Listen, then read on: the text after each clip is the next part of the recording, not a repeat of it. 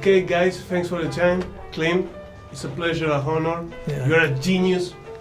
And the first question is, what was your first reaction when you read the real story of Richard Jewell? What do you like about this story? What do you choose this story for a new film? It was a fascinating story anyway. I always feel an underdog story or somebody who's been falsely accused and trying to get straight is always intriguing. This one was one, especially when the subject in there had been crowned as a hero, and then 3 or 4 days later, he's not so heroic, and then many weeks of living under suspicion.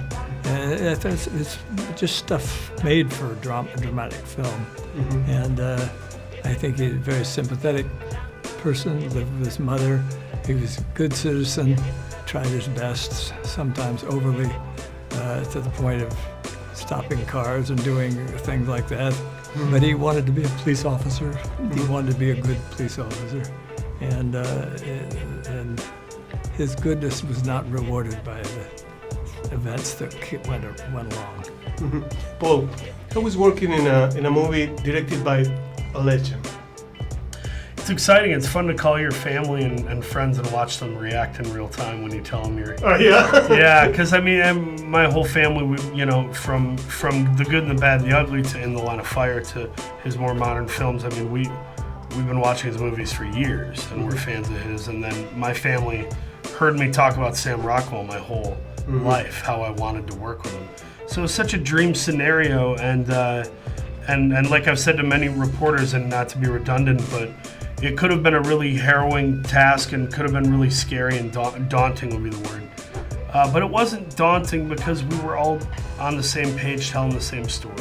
And there were no egos or sort of people shoving people around trying to take control. It was us showing up every day as a team and going, how do we find the good stuff? How do we get to the good stuff? And oftentimes that would involve everybody from Steve Campanelli, our brilliant camera operator, to our set design, and even into post-production with Joel Cox, who's worked with Clint for years. You know, it really takes a village, and it was nice to have a really good village. You know? Yeah, it's true. Congratulations for the movie. Thank you. And the first question is, what do you know about the story of Richard Jewell before the film, before the script? I knew very, very little. He knew more. He remembers more of it than I do. I remembered it pretty clearly, and I remember just thinking, watching the whole kind of up and down of it all happen, and thinking, what a terrible experience to go through. But mostly, I remember when they finally caught Eric Rudolph, the guy that actually planted the bomb and then went on to plant 4 more bombs. I remember when they caught him, and everybody, it was kind of second-page news, because 9/11 had happened. And they kind of forgot about this guy. And I was like, wow, that's a real shame. That guy never got an I'm sorry, he never got a my bad.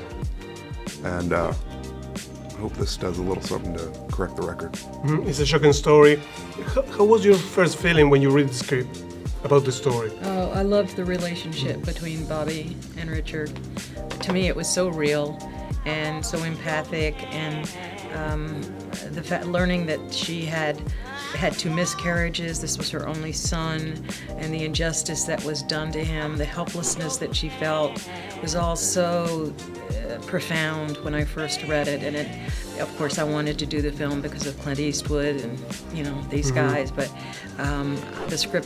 Billy Ray's script was just magnificent. And how is working with a legendary filmmaker like Clint Eastwood? A dream. Yeah.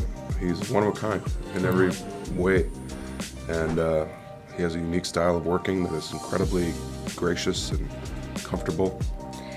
You know, when you work on stage, they call it a play, and when you work on film, they call it a screenplay. Even in French, it's jouer. You play a role. And he makes it possible for us to play. We play the scene, but then he lets the camera go on and on, so we continue to play with each other. And in doing that, we even make the roles more rich for ourselves in terms of, the connections we make. And how much improvisation is possible to do with a director like him? Well, the script Well, was the very script was- solid. Yeah. But we were given license to Yeah, play. yeah, we did the script, but we were able to play outside of that as well. And what you see is the script. You shoot one film for a year. What is the secret of your energy? You're a superhero. No, I just enjoy working, and if you have the property, if you have the material and you want to do it, that's fine. But if you don't have the property and you're struggling with it, it could be. I wouldn't do it now in this time. If I didn't feel like doing the property, I wouldn't do it because just it's not. If you can't do it right, then best not to do it. Yeah, energy is you're energized by the material. Is the idea of it. And the idea of this, I was chasing this thing for 4 years, this property with different studios and stuff, and had a deal with it together once 3 years ago, and that fell apart. And then here, just on a lark, I said, I'm going to take one more thing, and it turned out I was getting it when certain things released and it fell together. But